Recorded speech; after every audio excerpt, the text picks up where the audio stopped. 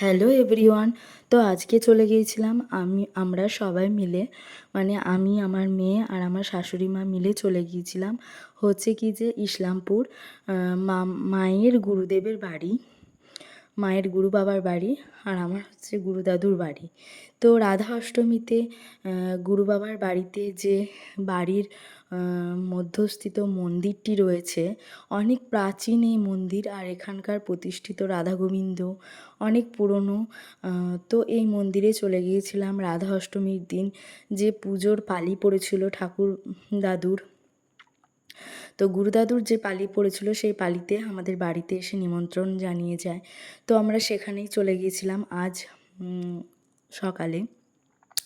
তো সেখানে গিয়ে ভোগ আরতি দেখে, ভোগ নিবেদন দেখে আমরা সবাই ভোগের সেবা পেয়ে সবাই মিলে এই যে এখানে 3জন মিলে এরা খুব মজা করছিল। ও আমার জায়ের মেয়েও ছিল, আর এটা একটা দিদির মেয়ে ছিল, আরও সবাই জেঠিমারা জ্যাঠামশাইরা সব ছিল। আর এদিকে দেখো, মেয়ে আমার একটা ভিডিও করে দিয়েছে মন্দিরে। মা তুমি এভাবে দাঁড়াও, ভিডিও করো। তো এই যে মেয়ের এই ছোট্ট ছোট্ট দুষ্টুমিগুলো বেশ ভালো লাগে।